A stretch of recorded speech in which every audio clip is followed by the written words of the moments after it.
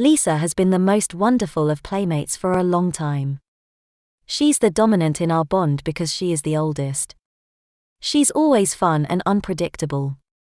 It has always amazed me how she can find the most unique things for us to get into and have fun. She always has us do the most fun things. She gets me into trouble sometimes, but Nana always paddles us both so it doesn't bother me so much. I don't know how much time passed, babies aren't very good at keeping track of such things. Even ABDLs like us. It has never ceased to amaze me that Lisa actually came to me and wanted to be my playmate and even requested it from my parents. She was even willing to give up her crown, although that never happened. It has been a most wonderful long time and I have fallen in love with her as surely as I love Larry. We had lunch and Nana had taken my top off after the last diaper change.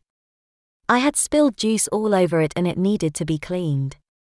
Nana had just cleaned Lisa and me from the greatest experience. We were dressed in our diapers and lined rubber panties when we started hearing a loud commotion in the hall. There were loud voices and lots of yelling and screaming. The captain of the guard came quickly but professionally into the nursery. He spoke to Nana. "Excuse me, Cindy, my lady is required in the ruling chamber immediately." Nana replied, "My lady is a baby today. We will have to change and dress her. It will be several hours before we can have her back to normal and ready." He looked at me sitting in my rubber panties and diaper, sucking my thumb, and looking up at him as innocently as I could muster. The captain spoke curtly, "That won't do, she's required now." He opened one of the dresser drawers and took out a cute little baby romper that snapped between the legs, with ruffles across the bottom and lace everywhere else. He handed it to Nana and said, "Please put her in this, put her tiara on her, we must go now." Nana quickly dressed me in the romper and tied it in a bow behind my neck. She didn't put me in a top. She tied my hair in ponytails with matching ribbons, then placed the imperial tiara on my head. I looked like the cutest little baby girl ever. Nana then put soft comfortable booties on my feet. She said, "I'm sorry baby, you will have to face the Universal Ruling Council as you are this time." Nana gave me to the captain. I didn't want to go to the ruling chamber this way. I knew I didn't have that option. The captain gently picked me up and carried me out of the door. I started to suck my thumb again. I couldn't help it. There were many guards all dressed in their finest uniforms escorting us to the ruling chamber. They all watched me fondly as I laid across the captain's broad shoulder and sucked my thumb. When we got to the huge door, 2 guards opened it. A young man dressed in a strange short all outfit greeted us at the door. He bows formally and says, "Welcome Empress, to the hall of the Imperial Universal Ruling Council. I am the head Imperial Law Arbiter." I smile and place my hand on top of his head. I remember this young man and am glad he has made such a wonderful law arbiter. He has performed above anyone's wildest expectations. He says humbly, with heartfelt thanks, "My lady." I was taken to the raised dais and placed on the largest chair again. I was a little baby, but I was 18 years old at the same time. I couldn't get past it. I was an 18-year-old baby this time and there was nothing I could do about it. I would have to show the universe that baby was Empress too. I could hear the murmurs running through the hall. Everyone thought I was such a cute little baby. Everyone still remembered the last time I was here. No one exactly knew what to expect. I could hear questions about was baby able to do what was necessary. I was still sucking my thumb.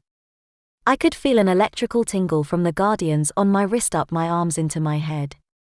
I knew what I was to do and remember what is expected of me. I look at David, take my thumb from my mouth, and say in a very little girl voice, "Imperial Grand Vizier, what is the next grave business that comes before me on this day?" He turns with a sharp precise heel click.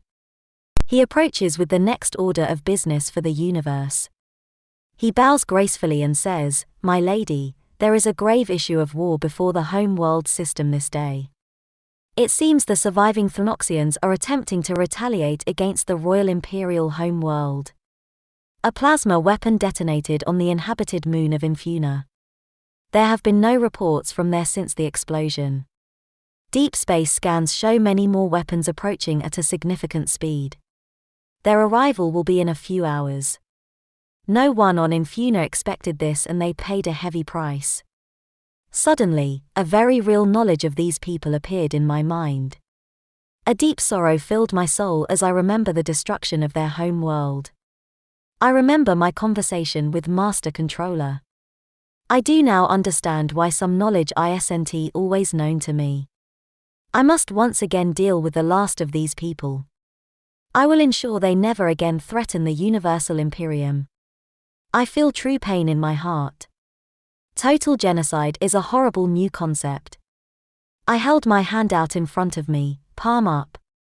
Suddenly, a detailed star map appeared. It showed the home world system of the Royal Imperial House. There were many thousands of bright red glowing balls of plasma approaching at a great speed. I heard the voices of panic run through the ruling chamber. There was no known defense for plasma weapons. This meant that all in the system were going to die, and soon. I have knowledge of what had happened to the Thronoxian home system the last time we had encountered each other. I am again furious with them. I shake my head in sadness at their arrogance. I spoke sadly in a soft, very little girl's voice and said, "So they think I am joking. They have actually the gall to attack me and think I can do nothing after my demonstration. I cannot believe how they choose death over peace." I queried the Guardians about Battle Command's database. To my surprise, it was extensive and millions of times more complete than any historical record for the last 10,000 years. It was the Thronoxians who had devastated my home world 10,000 years ago. It was they who were beaten to the Stone Age by my ancestors. It was they who, just by a lucky accident that cannot happen ever again because of the Guardians, managed to kill my genetic ancestor who had total administrative control of Battle Command. The only reason the Thronoxians exist today. I am angry with them to my very essence for forcing me to do what I am about to do. I again grieve for all the lost souls I am about to destroy. It is unbelievable they do not remember or fear the consequences. I am super angry at them for forcing me to be purged again. I do not like having to remember that. I clenched my fist. A huge crack of thunder as the weapon discharged. All the plasma weapons vanished from the star map. Silence rules the Great Hall as all watch a baby girl wage war. I open my hand and turn it palm down. A collective murmur from the multitudes of rulers of the Universal Imperium star systems. The star map shifts and shows all the planets and ships that the Thronoxian survivors now occupy. There are thousands and more thousands of ships. There are hundreds of worlds. The voices in the chamber are starting to get loud with fear as they watch this unfold before them. This is the largest battle armada ever seen by the ruling council. Each ship is launching even more plasma balls into the heart of the royal house's home system. Their intention is clear. My intention is most horrible. There will be no survivors on any world that bears the stain of Thronoxia in the cosmos. I feel evil. I hate them for this. I take a deep breath. The ruling council still remember the last confrontation with the Thronoxians and their empress. They cannot believe a little baby girl is able to perform on this level. They know something terrible is about to happen. They know baby is capable of great destruction and wrath. I hear people speak of a legendary figure in history. I hear that I must have inherited his mythical power. I hear many others speak of this incredible power I wield as nonchalantly as they would wave their hand. All marvel at the absolute certainty I wield enormous power towards the greatest threat to mankind they have known. None know the horror and fear I feel at having total control of this power. None even have an inkling of my wish not to have it at all. I know this wish will never come true. I say sadly in a very little girl's voice, Imperial Grand Vizier, the Thronoxians have been a warlike invader since the beginnings of recorded history. They have even devastated my home world. The collective sound of amazement grows thunderously loud. I will allow them to make the final decision. My judgment is terrible. At least I will know what theirs is. I continue, they are the ones responsible for 5,140 worlds being totally destroyed in the last 2 centuries. The penalty for premeditated murder in my rule is death. What is the vote from the Universal Ruling Council on the final disposition of the Thronoxians? I feel myself going potty in my diaper. It gets warm around my bottom as I pee. I can't help it, I am a baby and this is what we do. I hope no one notices. I fidget some as I want to be changed now. It will have to wait. Another minor irritation with the Thronoxians. David turns with a precise heel click. I hand him the Imperial staff. He holds it above his head and says in a loud, booming voice, "How votes the Council on this grave matter?" The Imperial Universal Law has but one penalty for premeditated murder. Law is the guideline. How says your hearts and minds? With this, he slams the staff to the floor. There is a huge booming noise. No sparks or explosive force as when I last did it. The young man in the strange short all comes forward. He unrolls a scroll. He reads a few seconds then says, in accordance with Imperial Universal Law, in the Scroll of Octos, this attack is not only unjustified, it is a clear case of premeditated murder. To attack while under a treaty of unconditional peace constitutes death. There is much hubbub throughout the chamber. Multitudes upon multitudes of voices murmuring, some heatedly. A great debate ensues. It doesn't last but a few minutes. There is a vote. The page gets the tally from the council proxy and delivers it to David. David turns with a precise heel click and bows to me. He says in a booming and clear voice, "My lady, the Universal Ruling Council has voted and I have their final judgment on the Thronoxian threat." I say in a very little girl's voice, "How say they?" He replies, "Death, by Imperial Universal Law." I say, "Head Imperial Law Arbiter, is this in accordance with Imperial Universal Law?" He snaps to attention with a sharp heel click and replies, "It is, my lady." I ask very sadly, "So say you all?" The chamber explodes with one voice, "So say we all." I feel remorse for the billions more who will die. I raise my hand over my head. I clench my fist hard. There is dead silence for a heartbeat. A huge earth-shaking explosion as the weapon fires. All the star systems, ships, and their fired plasma weapons that showed Thronoxian rule vanished from the star field to be replaced by rapidly expanding spheres of hot gases and dust. Silence in the Great Hall. I give them time to verify what they have seen. Thronoxians exist no more in the cosmos. Genocide is a new and horrible realization to me. The total eradication of an entire species of intelligent being and the biospheres that sustain them. I hurt with the knowledge I have again destroyed billions.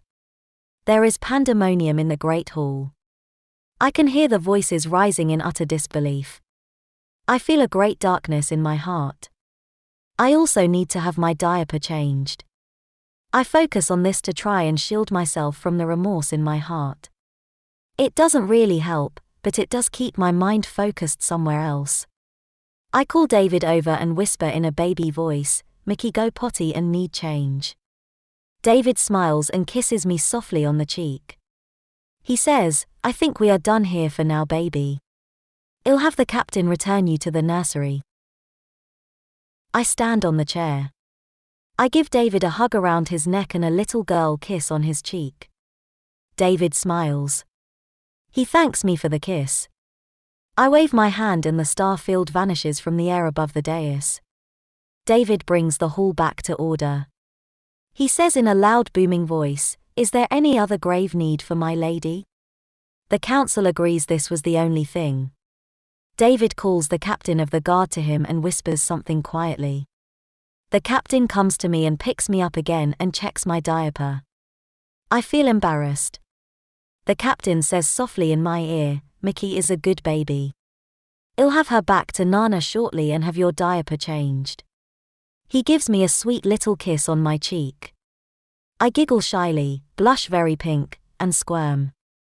The captain smiles. He is truly fond of the Empress. She is such a cute little baby girl and can perform her duties as Empress at the same time. A perfect woman. As he carries me out of the chamber, I am on his shoulder.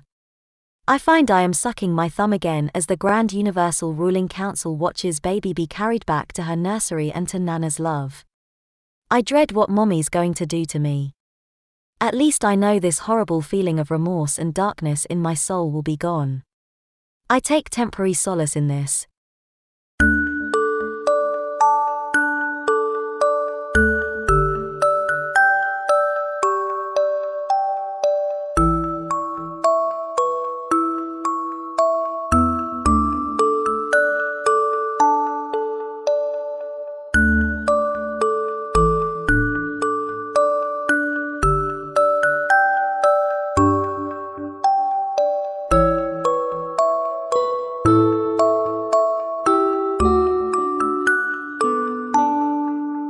A first love. As time passed, I had started to grow accustomed to my surroundings and my new condition. I couldn't believe how much time had passed. After the problems in the beginning, becoming a girl had been fun. There was still this overpowering familiarity and strange newness at the same time. I knew I was Mickey, an 18-year-old adult baby girl, but at the same time I knew I used to be 51-year John too. My new body was absolutely beautiful too. Long white blonde hair, extremely attractive figure too. Very petty. There was no more of the split personality issues, just a wonderful strangeness about everything and a comfortable familiarity that made my new life fun and pleasant. I would catch Mommy and Daddy watching me sometimes as I looked through things. When they realized I had noticed them, they would always try to hide their scrutiny. It made me feel weird to know I was being watched this way. It is true that I had been through something unique. They loved me and were very concerned. I had found a closet one day that I hadn't been in before. Whenever I find one of these places, I always find neat stuff. There were many rooms and closets I had never been in before. I explored eagerly. I opened the door. I had found some of the neatest dresses and rompers I had ever seen. There were jeans and hot pants. Many kinds of shoes. I also found several extremely beautiful ball gowns. There was one that stood heads and above everything else. A handmade gown with a crocheted shawl that was the most beautiful I had ever seen. Each stitch and loop was a delicate work of art. Made from the webs of the glow moths of Ceti Delta Prime. Extremely rare, extremely expensive, extremely beautiful. Would always be stunningly bright white. Glows with an essence everyone finds extremely appealing. Enhances the beauty of the wearer. Is woven by the larvae chaste before they weave their cocoons. I was amazed. I realized it was made just for me and it was absolutely beautiful. I touched the cloth. I had never felt something so luxurious and soft in my life. Chills ran up my spine. It gave off a very pleasant energy. It made you feel so good. I couldn't imagine me in that dress nor where I could possibly go in it. I shake my head slightly and continue my treasure hunt. In a small chest of drawers inside the walk-in closet, I had also found some of the laciest panties and tops I had ever seen. I loved all the thick ruffles on some of the panties. They looked like flowers of different colors. The dresses all had puffy sleeves and looked like they were custom made for me. In another drawer, I found lots of pretty bras. I tried one on. It fit so well. I giggled as I looked in the mirror. The bra fit and caressed me so wonderfully. I was delighted. I turned around and saw Mommy watching me. Darn it. I wanted to know what the problem was. I took off the bra and folded it neatly. I put it back in the drawer. I put my top back on. I went over to Mommy and demanded, "Mommy, why are you and Daddy always watching me? I feel really spooky when I see you doing that." Mommy caressed me gently and said softly, "We love you very much, baby. We know it has been a long time since the transfer, but we want to make sure that you have no more adjustment problems like you did the first few months. It grieves us when you wake up in the night and have terrible nightmares. It also grieves us when you have duality problems. We want to be ready to help if we are needed. I hugged Mommy tightly. I loved Mommy so very much.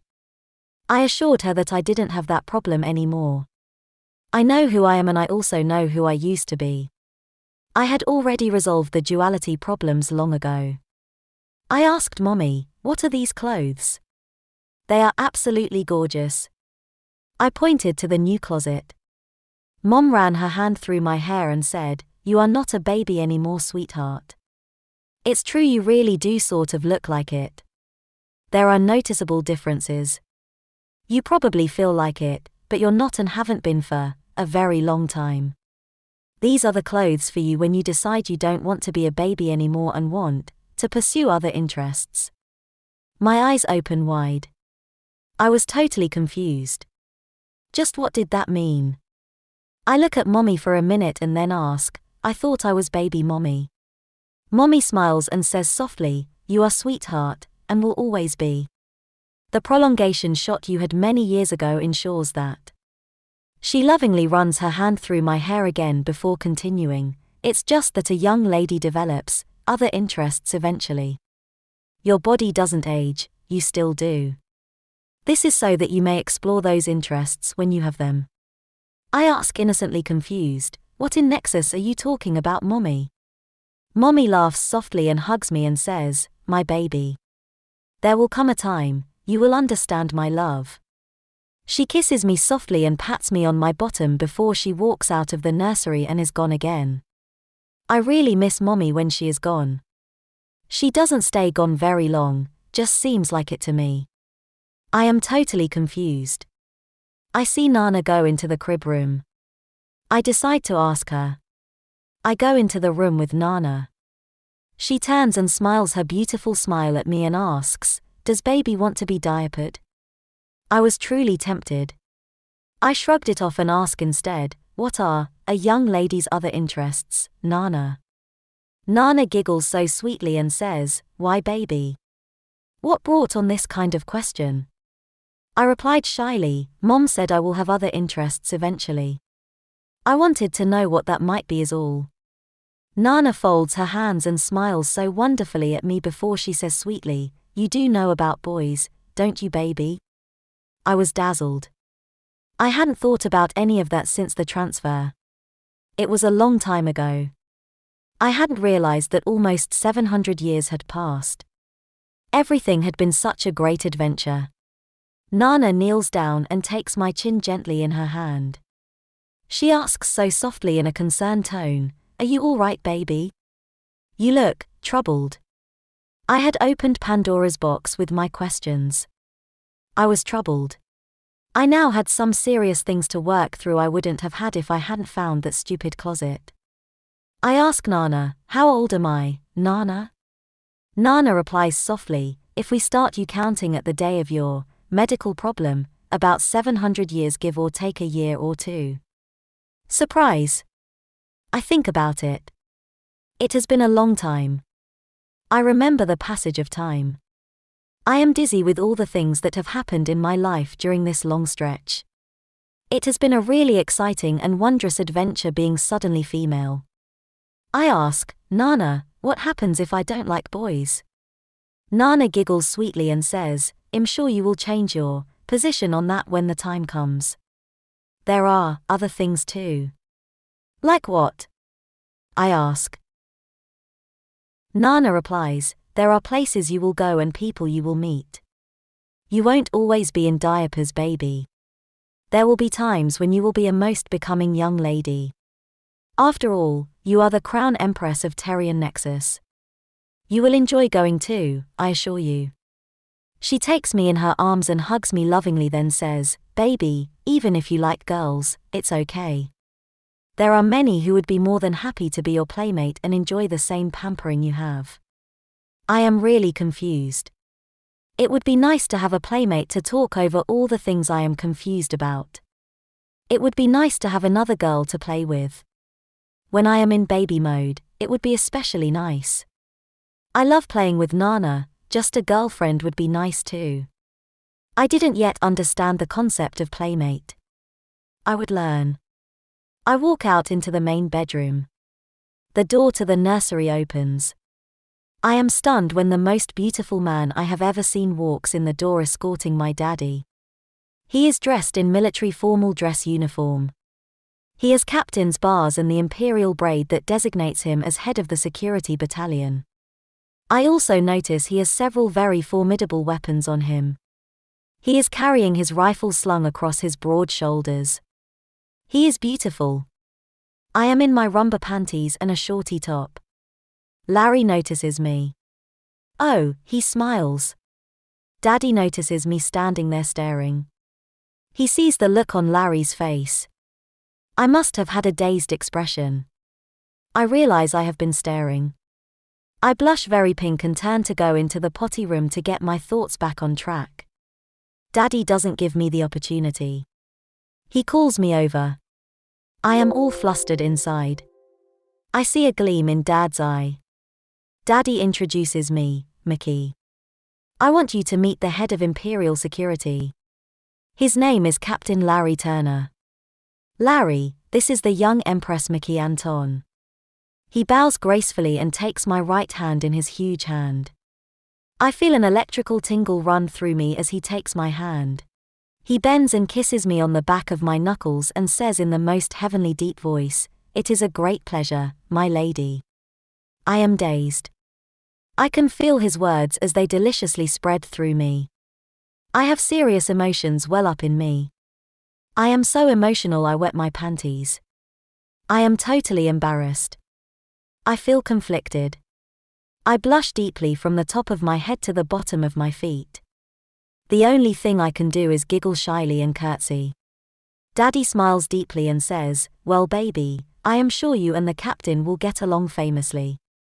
We do have to be about other business."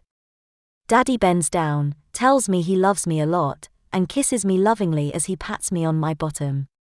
It isn't noticeable yet I am wet. Larry bows again gracefully and says in his heavenly voice, "My lady." Larry opens the door, Daddy walks through and they leave. The door shuts silently. I do not know what to do with myself. I hear Nana giggle softly from the crib room. As the wet spot slowly spreads, I hear her say, "I guess you do know about boys." I am totally embarrassed. I put my hand to my mouth. I discover my mouth is open. I have wet my panties in front of the most beautiful man I have ever seen. I jump up and down and scream in frustration. I hear Nana laugh out loud. I am upset with her now. I scream, "Nana! What is so funny?" I am so embarrassed. I actually wet myself. I hear a drawer open and close. Nana walks out with a pair of training panties. They have little white lambs on them. She is still giggling and trying to keep a straight face. She says softly and reassuringly, "It's okay for a little girl to wet her panties once in a while, baby. What are you laughing at me for, Nana? I am really mad at you." Nana smiles and replies softly, "Baby, I'm not laughing at you, sweetheart. It's just one of those other interests, just reached out and touched you. That's all." She pulls down my damp panties and wipes me gently with a wipey. I am still having problems with the feelings meeting this man has caused. She holds out the training panties and says, "Step in, baby." I step in them and she gently pulls them up and pats me softly on my bottom. I am still in turmoil over meeting Larry. I am truly embarrassed. I didn't know that Larry was really taken with me too. Mommy and Daddy already approved. This is why Daddy brought him to the nursery. Just Mommy and Daddy accidentally on purpose neglected to tell Larry or me. I couldn't believe it. Wow. I am in trouble here. I feel warm and wet tingly feelings inside me. Nana is looking at me with a grand smile on her face. I am so embarrassed. My face and ears feel like they are on fire. I shriek with pent-up anxiety as I shake my fists. Nana comes to me and hugs me tenderly. She walks me over to the rocking chair and sits, picks me into her lap. She rubs her hand gently across my head. She says, "Baby, don't be upset." She starts to rock slowly and continues, "It's what we were talking about. You will know when the time is right. Others know too. It comes when it comes." I knew I had finally met the most beautiful man I had ever seen. I had wanted to meet him for a long time and never had the chance.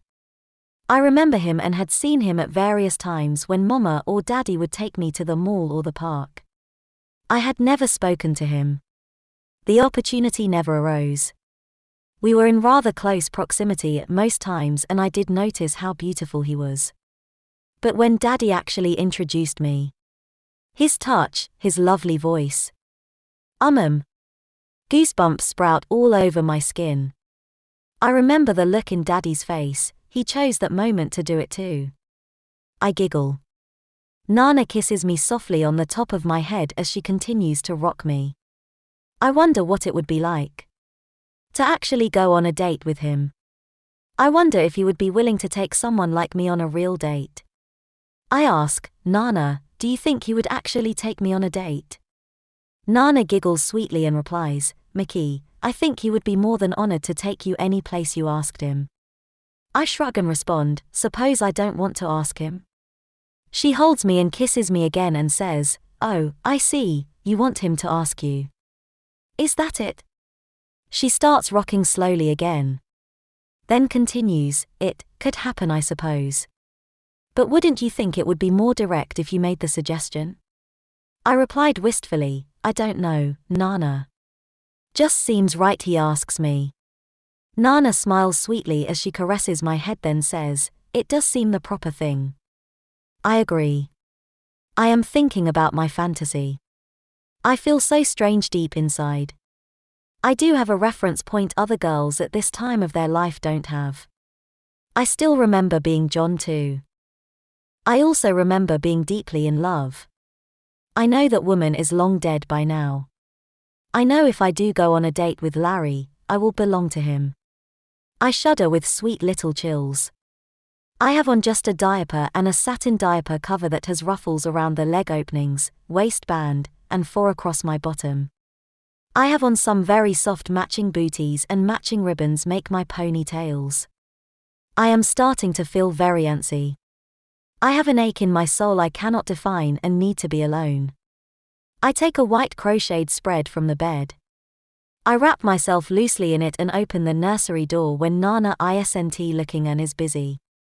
I know baby shouldn't go anywhere without someone to watch over her, but I needed to be alone. I quietly close the nursery door and walk down the hall towards the gardens. Many people from multitudes of worlds fill the halls and all greet me and bow or curtsy as I pass. I hear, "My lady," until I want to scream. I must be alone. I find the door and wander into the Garden of the Moon. I sit in one of the gazebos. Here it is quiet and very peaceful. I sit and look out over the pond and watch the fishes swim and play below me. I can see my cute face reflecting in the water. I feel so lonely I start to cry softly. I see the large teardrops as they hit the water from time to time and make little rings. It has been a whole week. I haven't been able to even catch a glimpse of Larry, much less get close enough to him to say anything.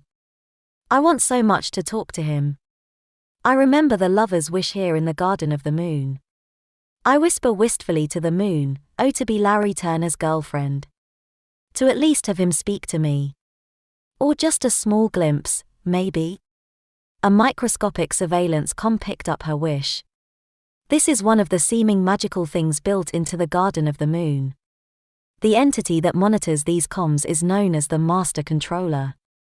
It is not known how it can do and arrange the things it does. This electronic secret of the garden has long been forgotten. To all the youth and old alike, it is a delightful bit of magic. One of the many mystiques of a mysterious garden. Master Controller knows the young Empress voice. This is priority. I hear a noise behind me. I turn around and see 3 of the scrubbiest men I think I could imagine. They had nasty weapons. All pointed at me.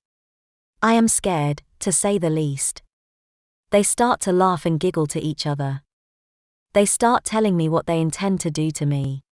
I truly expect not to survive much longer. I close my eyes for just a second. There are noises in front of me. Gagging and thumps. I quickly open them again. I see Larry with one man in a headlock with a very nasty gun stuck in his face. I see the 2 others in a fetal position on the ground, gasping and groaning pitifully. I see 5 others of the security team there with very nasty weapons drawn and pointed at the men on the ground. I see the look in Larry's eyes.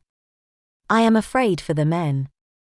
When Larry speaks, there is an icy chill correctness in his voice. With all due respect, sir, you should know it is very rude to speak to an imperial baby like that and use such language. It would have been funny, except Larry cocked his weapon then and continued, please understand also, I will kill you as soon as look at you. I suggest you lower your weapon. Doesn't really matter if you do. It would be more fun though if you didn't. The man didn't want to drop his gun. Larry held him hard. The man was turning almost purple when he finally dropped the gun. Larry released him. He fell prone on the ground and didn't move. He gagged and coughed weakly. The other 2 looked like they were very content staying right where they were for a long while. Larry moved around until he stood beside me and could closely guard the 3 men. He asked in his wonderful sweet voice, "Is Mickey all right?" My heart felt so great. It was a fantasy, right? A wish to the moon to this? He even saved my life. I was a young woman totally in love. I fully believed in the garden of the moon and the lover's wish. I tell him lovingly sweet in a girl's voice who has a serious crush I'm not hurt thanks to you, Larry. Larry looks at me with his dreamy eyes and says, I am most glad to hear it, Mickey. It could have been a lot worse. Larry's expression changes. He says very sternly, Mickey, you have been a very bad baby girl wandering off that way. You have scared your parents and Nana to death. Not to mention what you have done to all the Imperial Guards. The entire palace is a total uproar. I shake my head slightly. I feel the hair on my head as it falls around my shoulders and face. I bow my head and sigh. I am overjoyed that Larry is here. I just wish it could be under a lot different circumstances. This isn't the right time. Larry sits beside me. He brushes an annoying lock of hair from my face. He asks softly, is there something I can do? My lady? I reply, I'm so sorry, Larry. All I wanted was some alone time. I needed to think about some things. Girl things. Larry hugs me gently and kisses me on the forehead. I am almost going to pass out. It is a wonderful thing I have on a diaper. If I wet this time. Larry stands me on my feet and takes me by my hand. He is so huge next to my petty body. I am totally in love with this beautiful man. I feel electric tingles all through me as we slowly walk back towards the nursery. Many guards gather. Larry picks me up and carries me. I put my thumb in my mouth. I am embarrassed. I take it out. I discover it is really hard not suck my thumb. I am still in baby mode after all. With very big girl emotions. I notice he is on a different uniform today. The rank insignia have all changed too. I think this is sort of strange. He also is wearing the braid of master personal bodyguard. Babies don't worry about such things.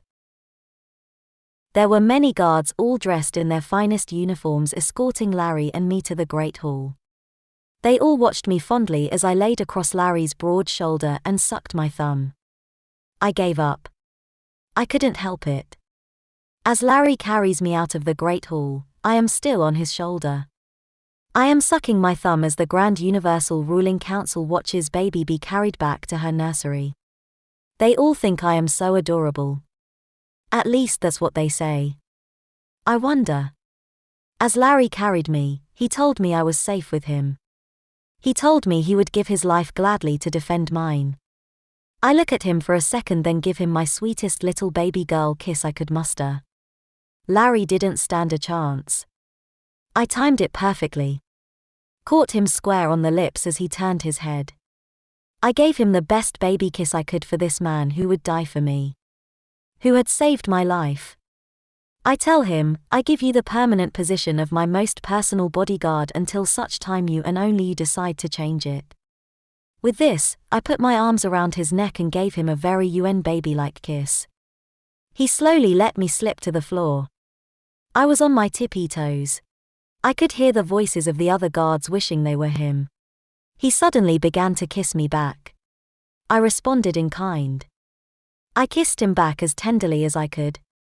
I gave myself to him. His kiss became soft and tender too. I gave him a kiss that was totally reserved for my most special times. This was my most special times. He was accepting me and my affections and drinking them in. I let this man enjoy kissing me for as long as he wanted. I kissed him with the most personal kiss I had ever kissed. This was my first kiss. When he broke the kiss, I blushed shyly and giggled as I bounced on my toes. My head swam and I was dizzy. I said softly in a very sweet girl's voice, "That's for all the sacrifice and loyalty you have given me, Larry. I hope my kiss is something worthy of payment for that loyal service." I blushed and was very shy. I put my finger in my mouth and looked adorable for him and giggled sweetly. I felt giddy. I had pleased him. Larry had stumbled and almost lost his balance. I knew exactly how he felt. He was dazed in a way he had never been before. He had never had a girl kiss him this way and he was totally taken by surprise. His head swam. We were in front of the nursery door.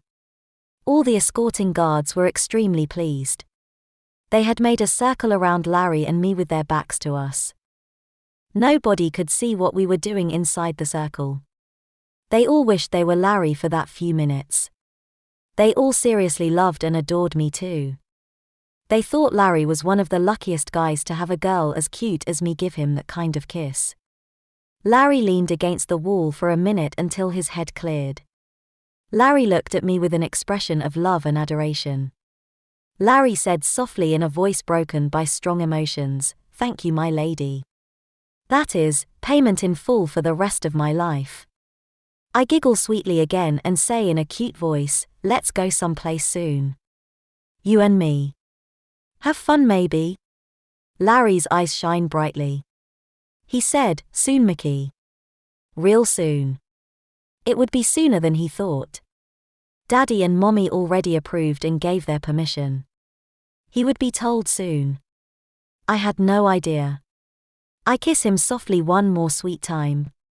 I say good afternoon and enter the nursery to Nana and a spanking. It was worth every one. Several days later, Larry's comm buzzed on the top secret battle channel. No one had that frequency. Only Master Controller had that frequency. A chill went down his spine. Who would believe he of all people would get this call?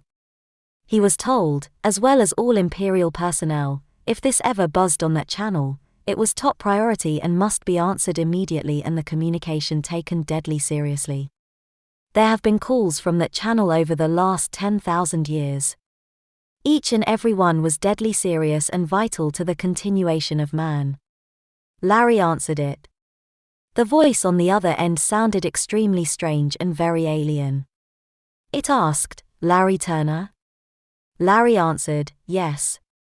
It continued, "This is a one-time proposition for you. It will not be offered ever again." Larry said, "Who are you?" It responded, "I am the Master Controller. I have called you on a matter of the gravest importance and the greatest of secrecy on the highest secure channel to offer this to you." Larry was shocked. Someone had the technology to track him in an area where tracking is blocked. Not good. Whoever this is high-placed. He took it deadly seriously. It said in its strange voice, are you interested in hearing a most unusual proposition? Larry shrugged and replied, okay, tell me what it is and I'll let you know. It said, as you know, Mickey is an imperial pet to her mother. She is also Crown Empress. She has fallen in love with you. You have top approval should you decide to pursue this. Larry became afraid. He had never known fear before. It continued, there is nothing to fear, Larry. You have been most honorable in defending Mickey, which is why I offer this to you one time and one time only. Larry was totally flabbergasted. This person seems to be able to read minds. He had his scanner out looking for the bug that allowed the tracking and mind scans. The scanner kept showing the area was clear for over 5,000 yards around. No bugs. He was getting to be spooked. He understood now why they told him to take it deadly seriously. It continued, it has been known to us that you have been in love with Mickey since you first met her. It also is known to us that she wants nothing more than to please the man she loves. The man she loves with all her heart is you. Larry is beyond himself. Was he being ordered to go on a date? This sounded like he was being told it was his choice. He is incredulous. Larry had to sit down. He found a bench slightly hidden from the main hall near the security office and sat heavily. Whoever this individual is, knows everything. I think I am in trouble big time. It replied to his thought, you are in no trouble and no trouble will come to you regardless of your decision. An icy cold stab of true fear ran through him worse than the first. He had never known fear before and now, 2 times in the same conversation. This is not good at all. Larry exclaimed exasperatedly, okay, what is the proposition? Is this blackmail? It said with a strange amused tone, no blackmail now or ever, Larry. Larry jumped up suddenly and shouted, how the hell do you know my thoughts?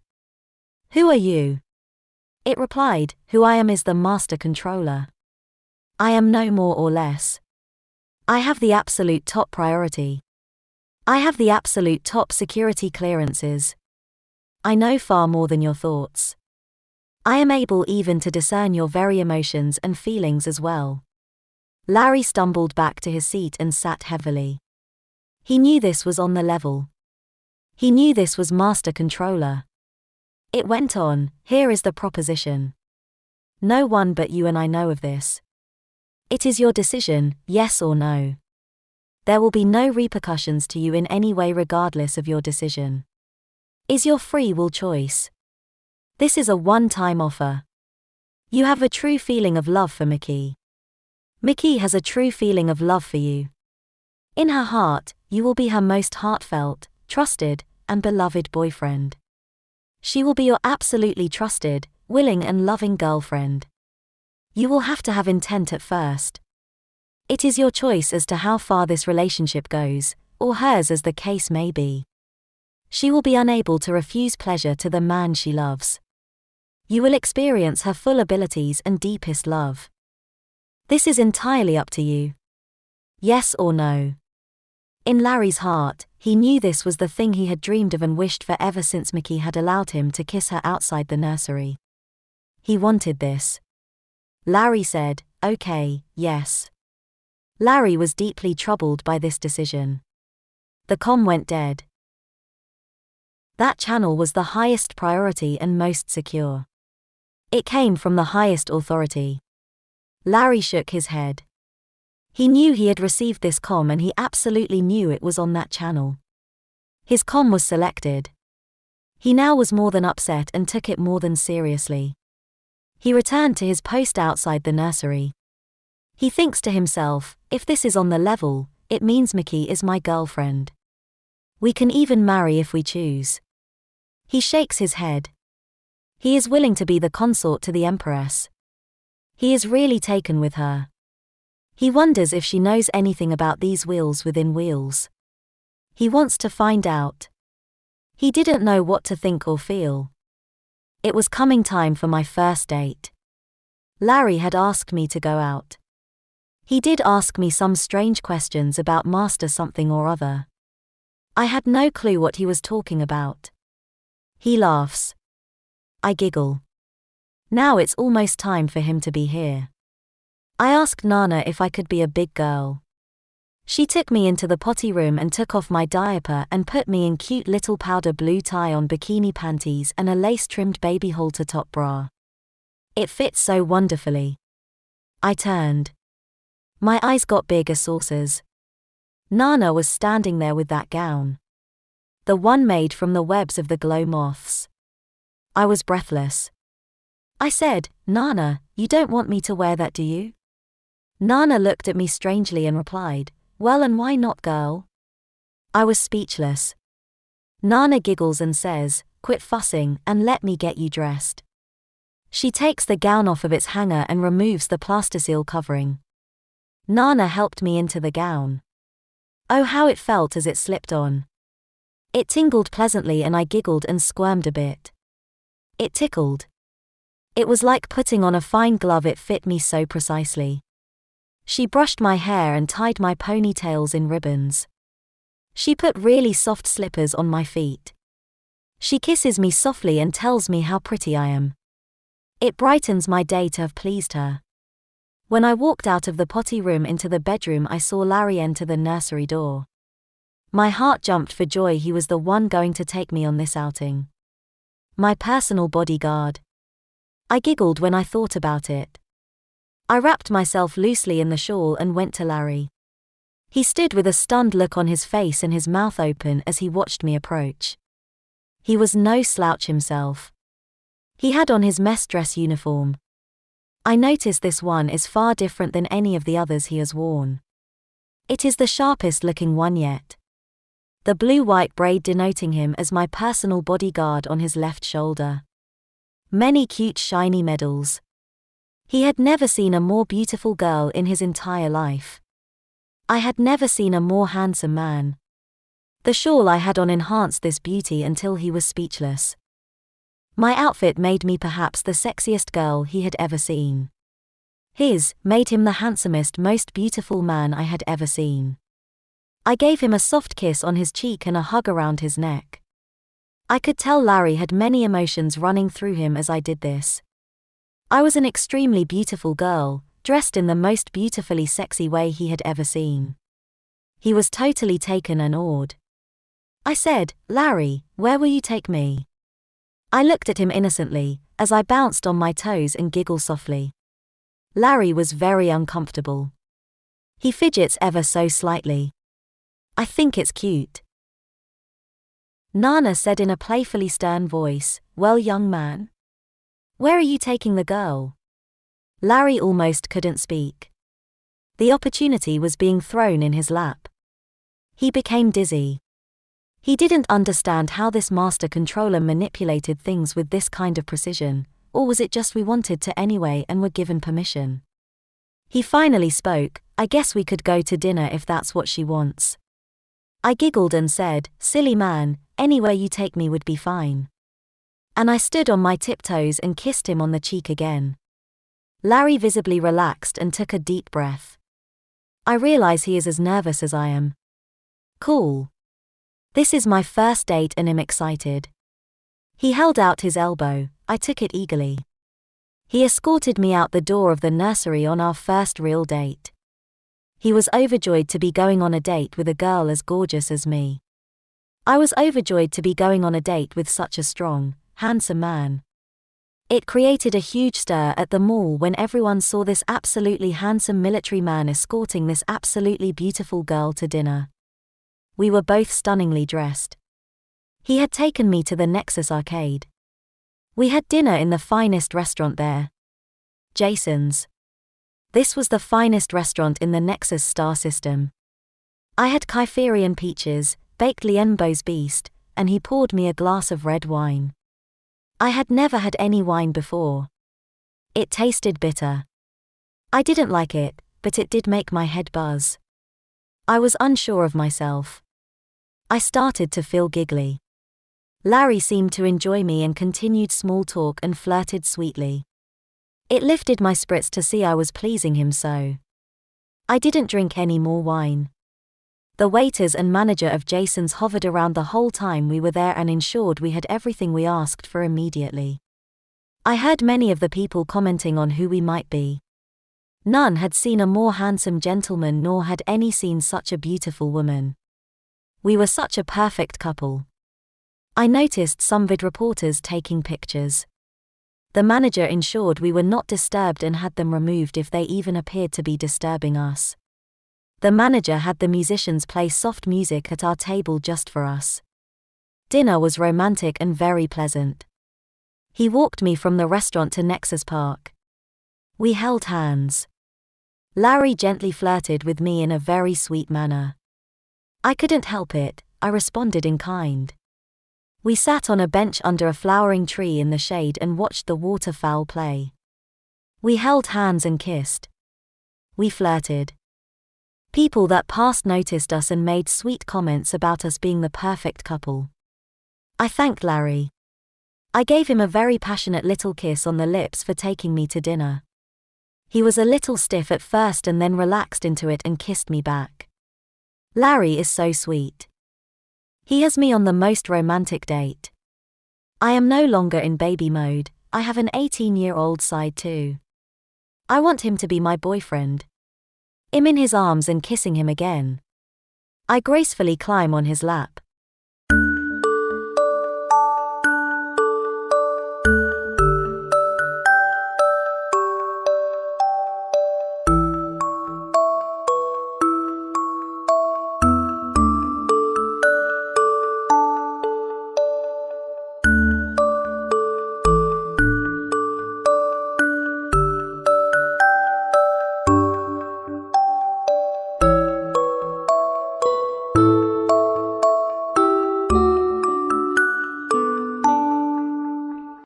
The magical age calculator. School was going to begin just a week from now, and as usual I was buying school supplies at the last minute. I had new clothes, notebooks, and pencils. All I needed now was a new calculator. I went to Staples to get one and I couldn't find one. I found a clerk and asked him where I could find calculators. I'm sorry, but we sold the 1 hour ago. Maybe it will teach you not to do last-minute school shopping. I guess he was right, I mean usually people would do their shopping a month in advance. I went to every store that would sell calculators but they were all the same. I was about to give up when a package came in the mail for me. It was from my grandparents. I opened it up and inside was a brand new high-tech looking calculator with buttons I never seen on a calculator before. There was a note also. Dear Taylor, I know you are excited for your junior year in high school and probably will have tough problems and need a new high-tech calculator, and also since all stores are probably sold out by now. So we thought to give you one that we found at a new store. Well, good luck. Love. Grandma and Grandpa. Great, now I got everything ready for school. I took the calculator to my room to get a better understanding of the calculator. On the calculator there were the simple plus, dash, x, etc. symbols on it, but there were some I had never seen before, like one that had an A, but with a G in the middle. I decided to try the one with the A and the G. When I pressed it and showed the number 16. Then I pressed the key to see more and pressed 5. I pressed enter and I felt a shock hit me. Just then I realized the world was getting bigger. When I stopped shrinking, my room had changed. For one thing, it was bigger, and second, instead of sports and music stuff it had stuff that a preteen would have. I looked at the calculator and it showed 11. Did this calculator change my age to an 11-year-old? I had to find out.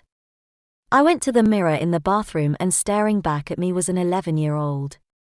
It did, but am I like this to everyone since my room and clothes changed as well? I thought to myself.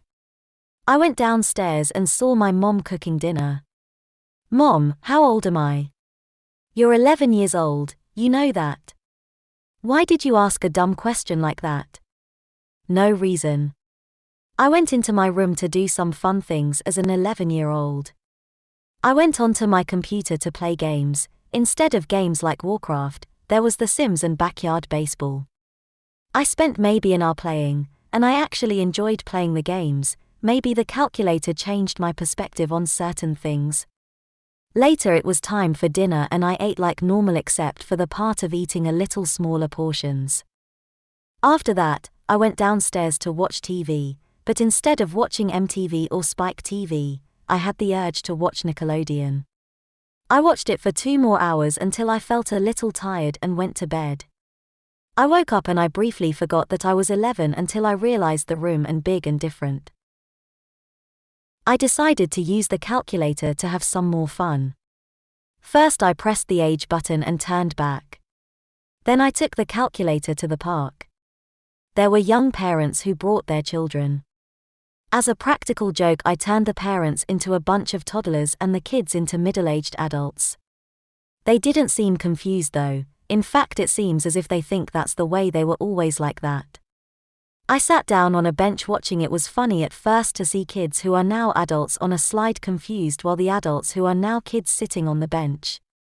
I would change them back eventually after an hour. I didn't want their lives to be messed up because of me. I went home and went to my bedroom. It's time to have some fun. I took out the calculator and made myself 3 years older. Again, like last time my room had changed, however this time everything but my bed and dresser were in boxes. Okay, why is everything in boxes? Am I moving? Just then I heard my mom call me. Honey, get some sleep so you can get up early to drive to college. I'm going to college? Great, I am not ready to go to college. Well, at least at this moment I'm not. I set the calculator to my current age, which is 19. Should I be older or younger? Being younger might be cooler since the things I did at 11 was actually fun. I hit the key and thinking being younger than 11 might be cool, I subtracted 12 from my current age.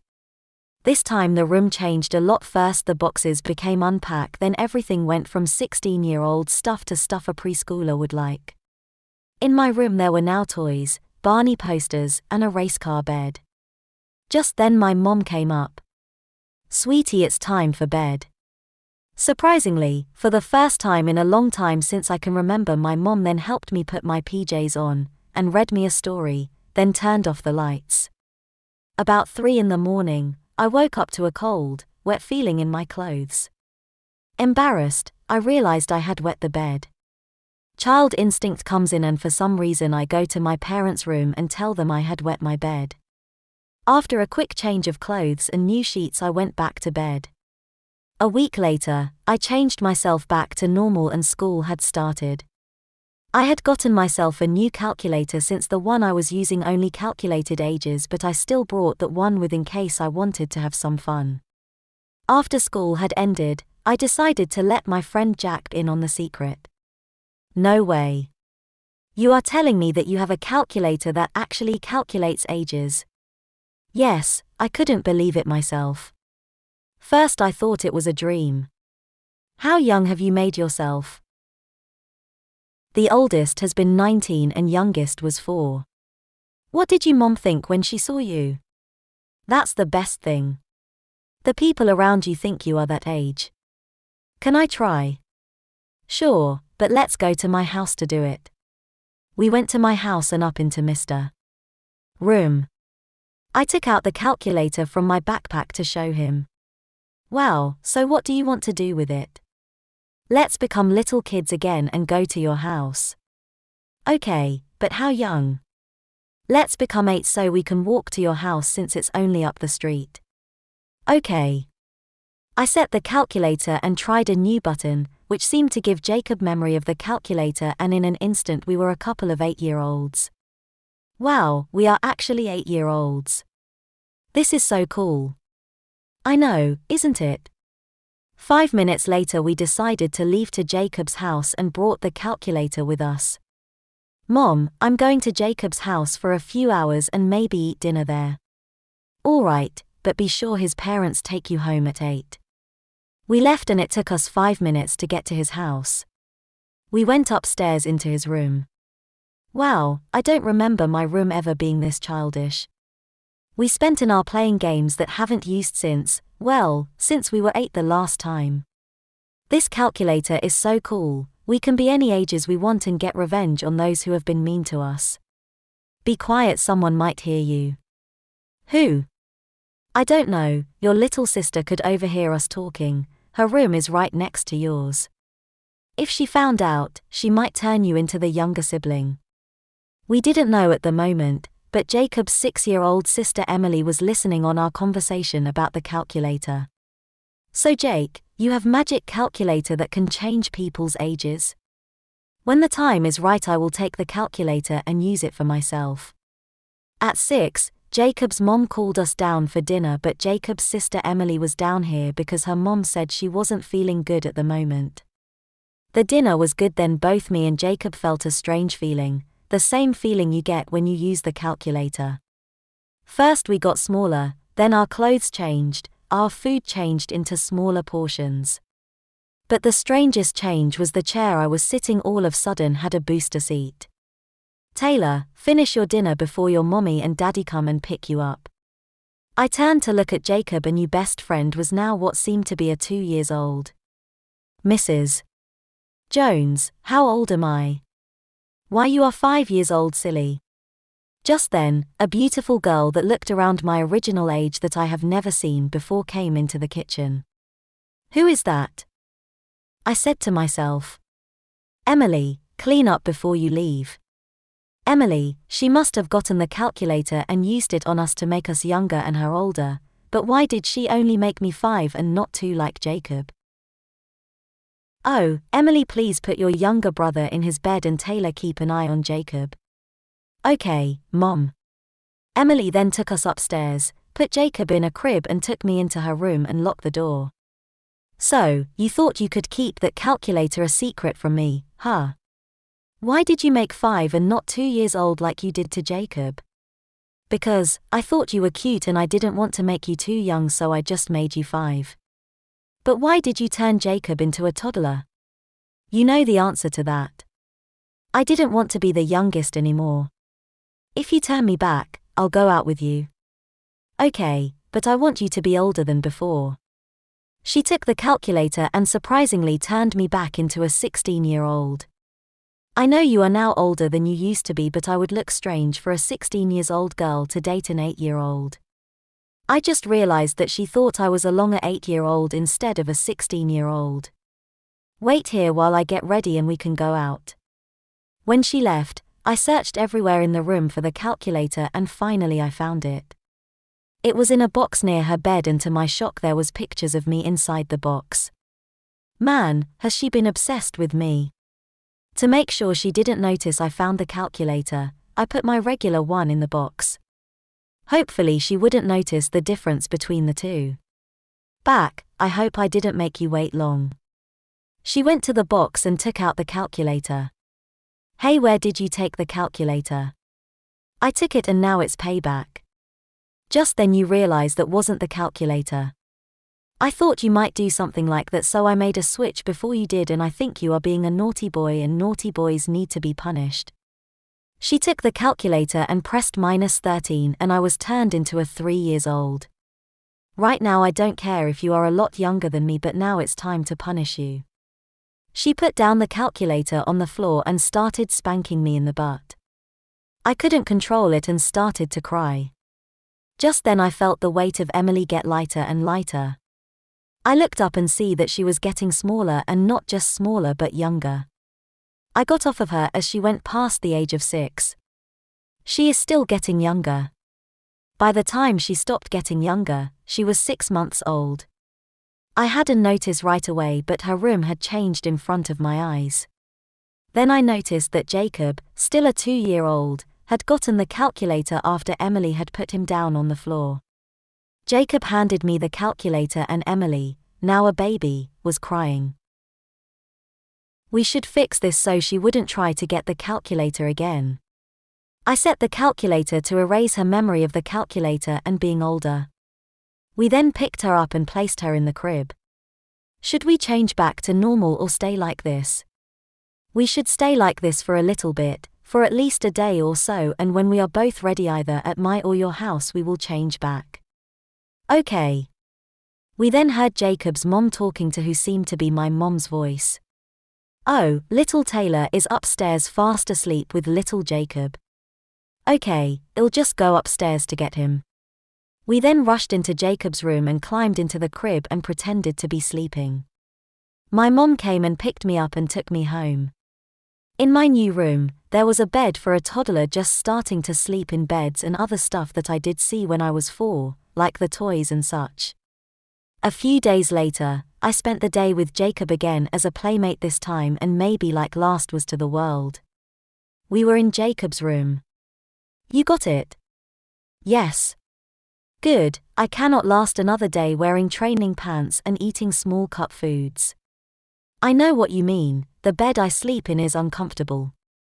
I took out the calculator and decided to use it on Jacob since he is younger and has a bigger pain to deal with. When he got to my age of 3, the transformation for some reason stopped. What happened? I don't know, I set it to 16 but I stopped at 3. I wonder why. I looked at the calculator and I saw what the problem was. The stupid thing ran out of batteries. No way. What kind of batteries does it take? Maybe we can fix it. Let's see. Uh-oh. What is the matter? I never seen these batteries before. It takes ZZZ batteries.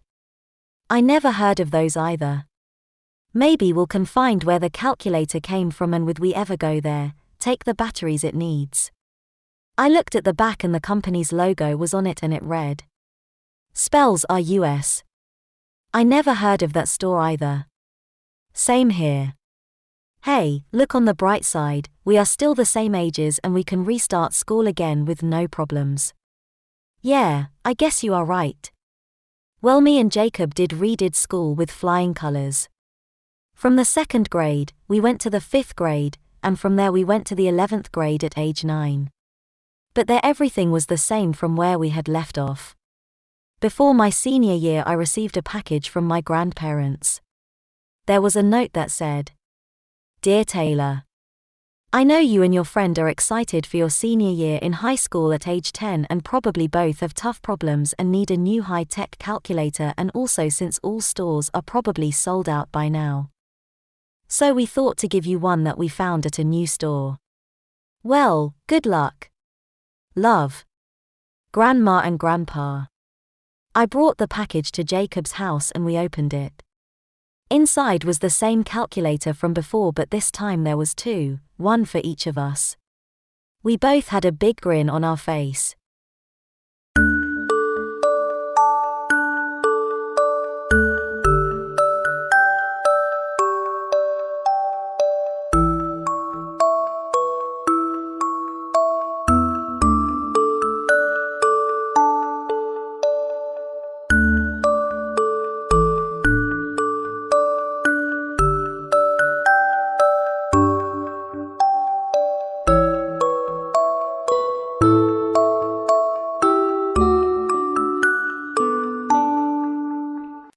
A Sissy dreamt last night. Last night's dream started out with me in the woods. There I found myself in some girl's house. We spoke for a little, and as I was about to leave, she went towards the closet and said, You would look good in a bunny outfit. From the closet, she brought out the bunny costume and jumped on top of me. The next thing I knew, my arms were trapped in this costume, and I could not move. She then said she needed to get something. She walked away, leaving me restrained in this strange costume. While she was away, I struggled against the costume, until I found myself able to unzip the front of it, by wriggling my arm up. I then unzipped the costume only to find that I was dressed in a diaper and a flowery dress blouse thing that doesn't cover the diaper. There was also a pacifier somewhere in there as well. The girl came back. She was enjoying the way I looked. All I could think to say was, Where are my clothes and how did you even do this? She just giggled, as the doorbell rung and a couple of people walked in. They were taking a lot of notice on the way I was dressed. I basically ignored them, trying in my mind to deny the whole situation. Then I felt some pressure building. I needed to poop. The girl and the people were having a conversation, and I didn't want to interrupt. So I just stood there. That was until the pressure became too unbearable. I released it all into the diaper I was wearing. Upon doing this, I then ran to the bathroom. Quickly I attempted to clean myself up before anyone noticed. Just as I was doing so, the girl and some of the people opened the bathroom door. They all giggled at me, which embarrassed me even further. Then a couple of the girl's friends start taking out makeup. They proceeded to apply this makeup to me. Then the girl said she had sold my car. I then found myself in the girl's car, and she was driving it. All I knew was that as much as I tried, I couldn't run away the way. I was dressed and I didn't know where my original clothes had gone. The entire experience had drained me emotionally. I pretty much gave in and just put my head on her shoulder. She then wrapped her arm around me. I then knew I was her little sissy.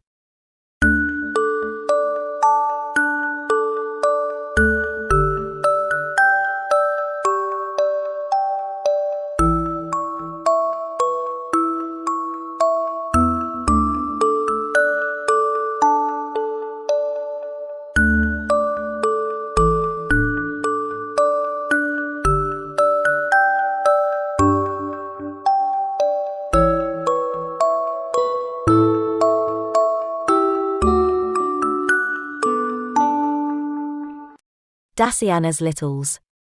With laboured breathing from the damp, death-laden air of the decaying house, to say nothing of his fatigue and fear, Nikolai walked out into the chill evening air of the Transylvanian foothills, congratulating himself on account of the antique jewelry now residing in his pockets. It had taken a longer, more nerve-wracking search through the old mansion than he had intended, and had he known beforehand that it would have taken him until sundown to find his quarry, he would sooner have attempted to hold up the Banca Nacional single-handedly and unarmed. But as luck would have it, here he now was, alive, unharmed, and significantly richer. His high spirits sank, however, at the sight of the two black-uniformed police officers striding towards him through the unkempt grounds, their batons drawn. What, curse them, were the odds? Of course, he knew from bitter experience that some police enjoyed nothing so much as hounding and hurting Roma, but the idea that these two had followed him all the way from Sibiu on the off chance of catching him at something incriminating was too far-fetched. No, this was a pure trick of malign fate. He had spent too long looking for the jewelry, had been forced to turn on his flashlight, and they must have been driving past and seen the light. Doubtless, that would have been a suspicious enough sight in this isolated and apparently deserted old house, but the facts at least were in his favor. It was not as if the owner was likely to press charges, after all. Still, he reflected, as their grim, slightly smirking faces drew closer, no harm in playing this one carefully. "I'm sorry if this is private property," he said, meekly. "I swear I didn't know, sirs. It looked empty to me. I was just taking a leak, is all. I know. Please, there's no call." He was unable to punctuate the sentence even with a scream, as the baton slammed into his stomach, knocked the last gasp of wind out of him, and made him keel over at the officer's feet, white lights flashing in his eyes and a fireball raging in his guts. "Don't give us that, you stinking Jippo," advised one of them. "Taking a leak, is it? More like taking a fix of smack. We know your sort. Hey, Petru. What do you reckon the chances are if we search this hovel, well find someone's little stash? Pretty decent, eh?" "Yeah, could well be," sneered the other officer. "Could well be. What do you say, mate?" "I've got nothing, I swear," choked Nikolai, wondering if this was really the best answer and quickly being answered in the resoundingly negative. "Right.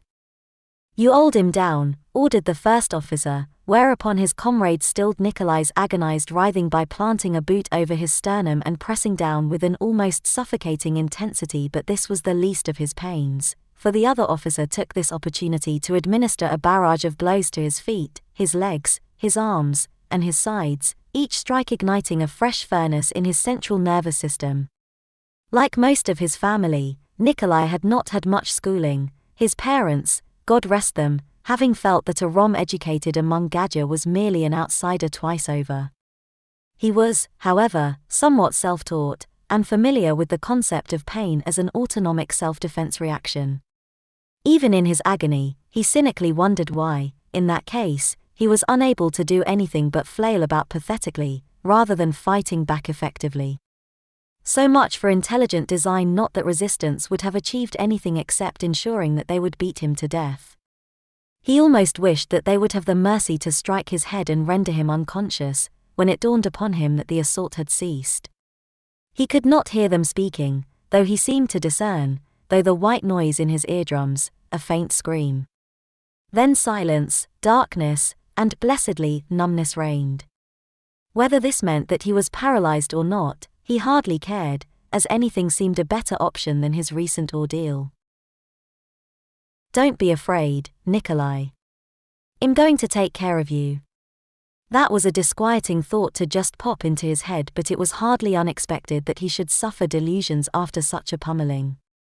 A sense of lightness and motion came over him, vague through the fog that shrouded all of his tortured senses, and the only thing that had any clarity was that seemingly alien personality that spoke again, in a soundless voice that, for some reason, he knew beyond a doubt to be female.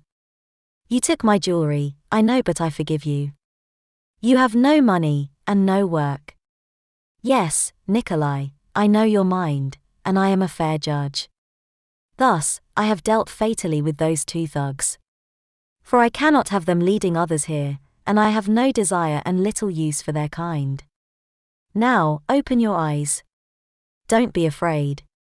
There will be no pain, I promise you." The words appealed very little to his confidence, but they carried an inexorably soothing undertone.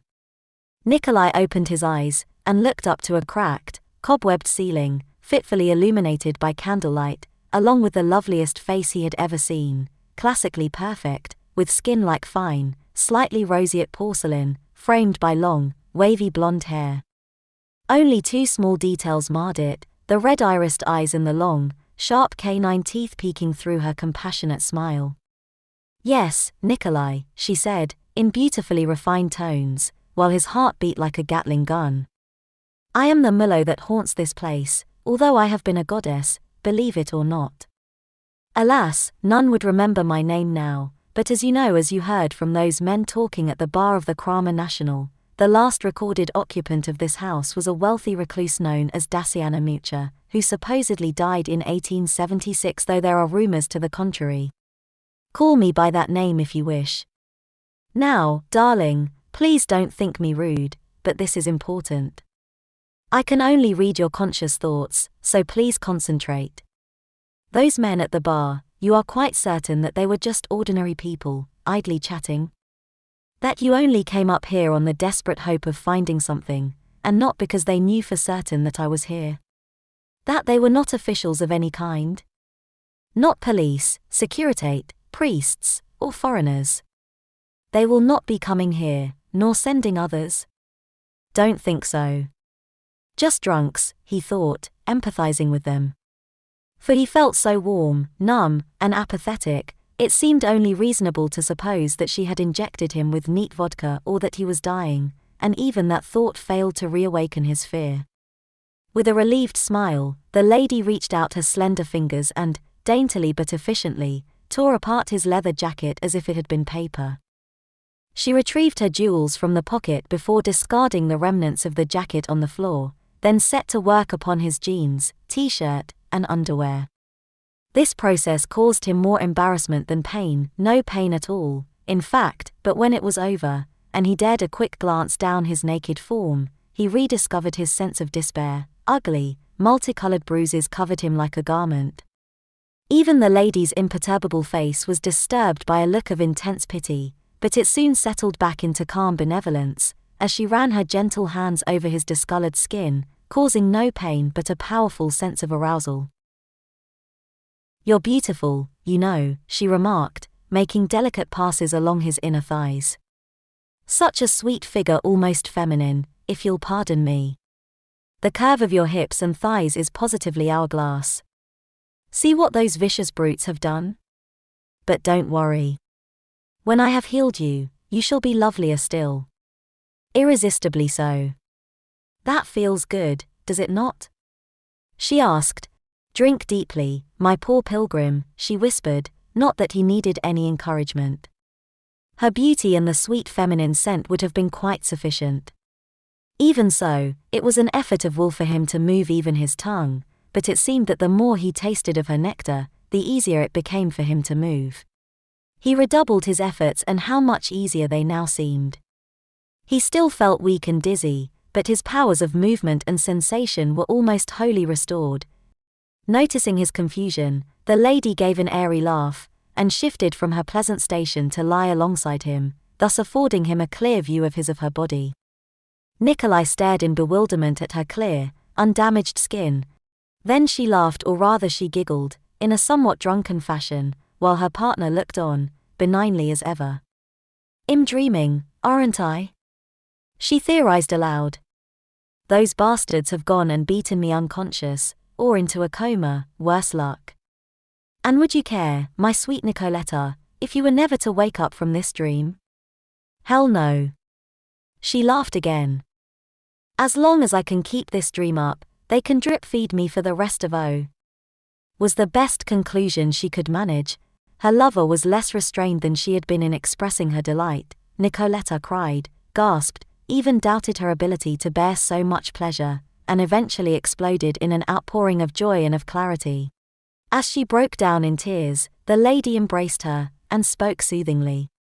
I'm sorry, darling. Truly I am, but there was little else I could do. The state you were in, you could have died, and there are no others I could have called upon for aid. All I could do was make you as I am, and since that had to be, do not hold it against me that I made of you such a companion as I could love wholeheartedly. Is that such a terrible thing for you? Your pleasure just now, my lovely Nicoletta, was real enough. My brother and sister, they know. They know that you came here tonight. Yes, darling, but you needn't worry about that either. Should Andre and Mikhail follow you here, I shall deal with them no more cruelly than I have dealt with you, my beloved. 2 weeks later. Elisabetta, a second-year law student at Lucian Blaga University, had been paying for her board and tuition with an evening shift in an all-night shop on Strada Belescu, and was now so used to strange customers that she was rarely without a canister of pepper spray in her purse. Nonetheless, the two that came in this evening were enough to awaken even her renewed sense of amazement. They were both exceptionally beautiful young women, though one, a dark-haired, possibly Roma girl of about 20, was apparently blind, to judge from the dark glasses she wore on this chilly winter night, and, sadly, confined to a wheelchair. This was a curiosity in itself, a heavy, wooden, antique device, that looked as if it belonged in a Victorian Gothic novel. Appropriately, therefore, the invalid wore a long, pink gown, heavy with floral lace and satin ribbons, looking for all the world like an overgrown doll. This effect was not in the least harmed by her clear, porcelain-like skin, nor by her vacant expression, nor by the fact that she kept sucking her thumb. The other woman, who maneuvered the ungainly hulk of a wheelchair with amazing ease and dexterity, was fair-haired, in her mid-30s or thereabouts, and attired very bravely in a light, shift-like dress of black lace, over sheer tights that were equally an invitation to frostbite. If she was feeling the cold, however, she concealed it brilliantly, and the only evidence of any discomfort was the fact that she was persistently blinking.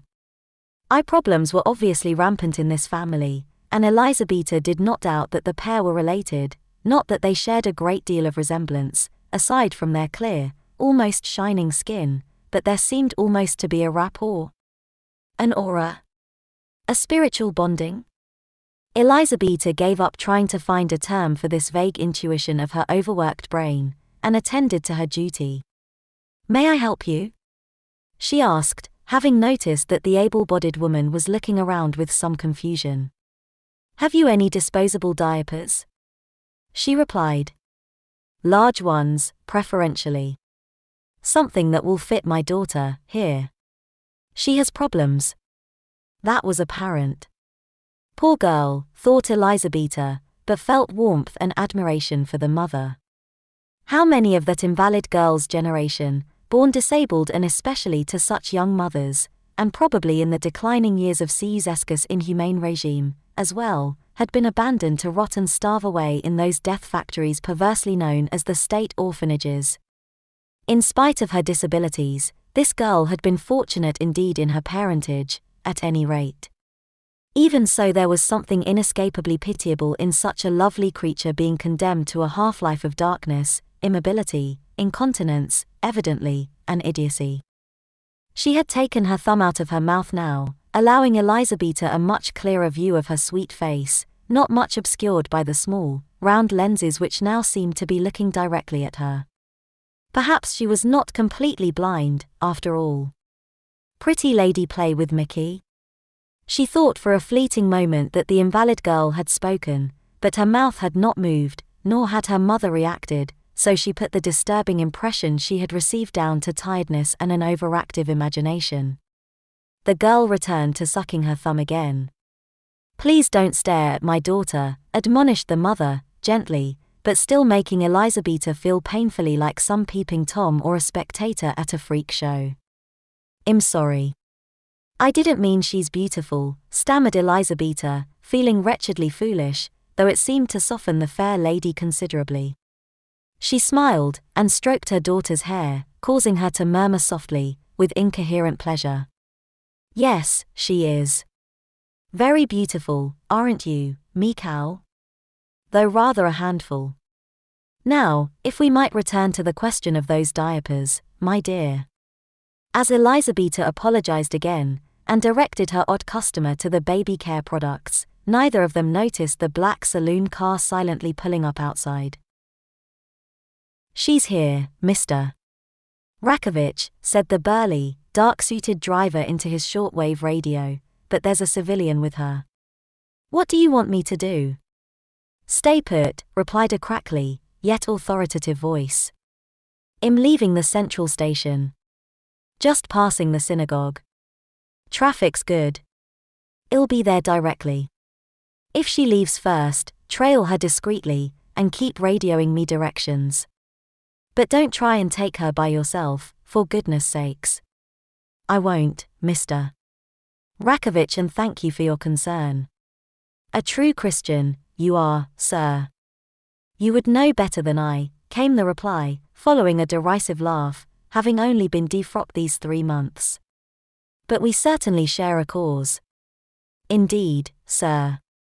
These vile abominations, corrupters and defilers, and the ecclesiastical court accused me of desecrating that grave. Imagine what might have happened if I hadn't beheaded and burned that demonic whore. Yes.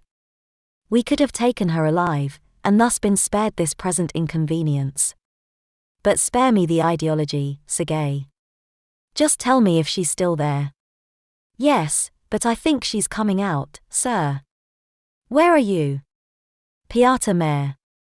I'll be there in seconds. Intercept, but don't shoot her in the heart if you can avoid it. Shoot to incapacitate."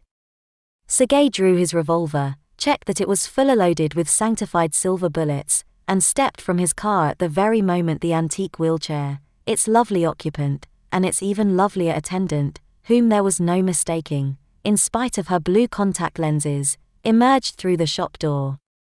The fair lady immediately fixed Sergei with a hard, emotionless stare, and though his heart skipped a beat, it did not deter him from training his gun upon her. "Don't try anything," he warned, fear and disgust struggling for dominance in his voice and expression. "These bullets can kill you, so just—" "Bullets, dear," interrupted the fair lady, calmly, but with an acidic undertone. "And where, pray, could you be hiding a gun? Not in those pretty little panties of yours, surely?" His hand was empty. "How?" He was bitterly cold all over. "What the—" He looked down, and regretted it. Looking up, the view did not improve. The lady had left the wheelchair and was advancing towards him, smiling very unpleasantly, and displaying a great deal of fang in the process. "Relax, sweetie. I'm a very gentle eater as a rule. You might even find this experience quite. Shoot her, you fool! Shouted a voice from the window of another black saloon, now pulling up on the other wise of the street, causing the fair lady to pause in her deadly intent, and her helpless little victim to dissolve in tears. But sir, said Sergei, mortified at the sound of his high, girlish voice. Look what she's turned me into. How can I? She hasn't turned you into anything, you weak-willed idiot. She's hypnotizing you. The gun is still in your hand. At this point, it seemed to have occurred to the fair lady that the new arrival was a far more dangerous prospect, and she made in his direction, leaving Sergei to ponder his condition. With her concentration elsewhere, he soon began to feel warmer, and to feel a welcome sense of metallic hardness between his fingers. The illusion had, within seconds, passed completely, to his intense relief. Nasty man not like to be pretty girl? Innocently intended though the question was, Sergei found it infuriating beyond endurance, and had no difficulty in identifying its source. The fair lady was trying, not very successfully, to pursue Mr. Rakovich, who was backing up the street and taking shots out of the car window, causing her to lose a lot of time in ducking and diving. That only left the creature in the wheelchair, and Sergei was not given to discrimination, except insofar as he despised her entire hellspawn species. He turned his gun upon her, and advanced to point-blank range. Hey, Mr. Bond, came a decidedly unfriendly voice, close at hand. He swiveled in its direction, revolver and all, and found himself looking into the shop door, the grim face of a young female store clerk, and the business end of a canister of pepper spray. The following seconds were sheer chaos. The searing mist hit him full in the eyes. In his shock and pain he reflexively fired a shot, and never saw its target, though he did hear a brief scream, and he suddenly felt himself being knocked to the pavement by a tremendous force, while infantile yet aggressive thoughts flooded his consciousness. Not hurt, nice lady. Hate you. Hurt you too. Whereupon the pain in his eyes was overshadowed by a far more acute pain in his neck, but this was short-lived as was he. Hearing the shot behind her, and having no luck in catching up with the saloon and its trigger-happy driver, the fair lady turned back. Outside the shop, the first attacker was sprawled on his back, motionless, with Mikhail on top of him, her teeth fixed in his neck and her hands, needlessly, pinning him down.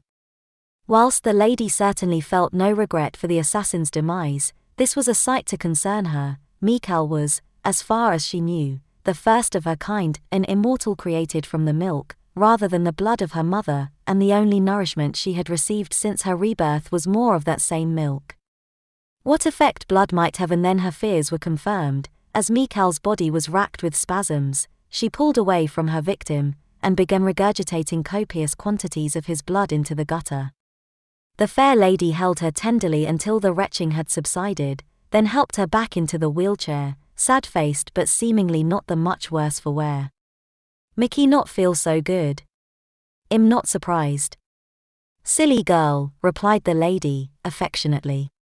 Blood isn't for you, darling. That's for big girls. Why did you want it, anyway? Nice lady in shop try help Mickey. Man hurt her.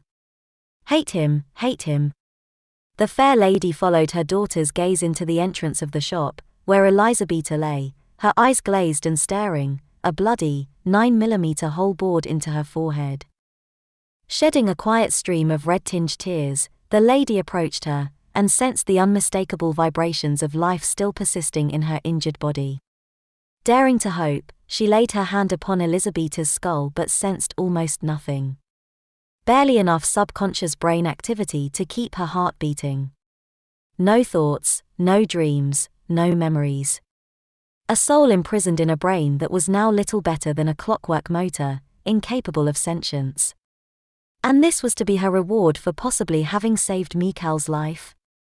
Not if I can help it. The lady bit her wrist and let the blood trickle into Elizabeta's mouth, and her tears became tears of joy to perceive the gradual reddening of her eyes, and the lengthening of her canine teeth, but still no evidence of mental recovery. Well, we must hope for the best. Who are they? asked Nicoletta, later that night, in the bedroom of the decaying mansion in the foothills. I don't know, dear, but it was a planned ambush, answered the fair lady, gravely. Sibiu is fast becoming too dangerous for us, I fear. If those butchers don't know about this house already, it won't take them long to find out. We shall have to move. That's easier said than done. Especially with those two. Nicoletta gestured towards the cage-like structure in the corner of the room, occupied by two beautiful girls, both wearing short, frilly dresses and disposable diapers. They crawled, lay, and played upon a tangled mass of satin bedding, scattered here and there with toys, both of the childish and the adult variety. Often they would hug, kiss, and touch each other with unashamed intimacy, all the while emitting joyous cooing sounds. There was little discernible meaning in these noises, although if one concentrated very intently, one might have detected a very vague conversation that was taking place on an entirely different plane. Mickey like be touched here. Lisa touch Mickey here. Touch. Like? Silly Lisa. Me touch you. Feel nice. Nice like want nice oh. Nice oh. Lisa like. Now you. Touch Mickey. That right, good Lisa. So nice. Like so much. I trust you're not suggesting we abandon them, Nicoletta. Of course not. What do you take me for? That's my sister or what's left of her. I'm just saying, it won't be easy. With Andrea and Antonia as well, there's 6 of us. Even if we leave everything behind, we'll never get everyone into the Trabant, unless one of us goes in the trunk. You're right, of course Nicoletta, she said, after a thoughtful pause. My jewels, the ones you once tried to steal, are in the broken music box under the loose hearthstone in the back parlor. I'd like you to take them, go down to the road, and stop the first truck or large van that you see. Commandeer it by any means short of killing the driver. Frighten them, knock them out if you must, but make sure you give them the jewels. All right, how about half of the jewels, though? I mean, just in case we need something to trade for more petrol, suggested Nicoletta, aware that her mistress, for all of her power and intelligence, was painfully out of touch with modern realities. Very well. Their value is considerable. It should suffice. I shall alert the others. Before leaving the room, she cast another look over her baby daughters, who were now locked in a very affectionate embrace. Elizabeta was healed of all physical injuries, but her rebirth had not restored her mind.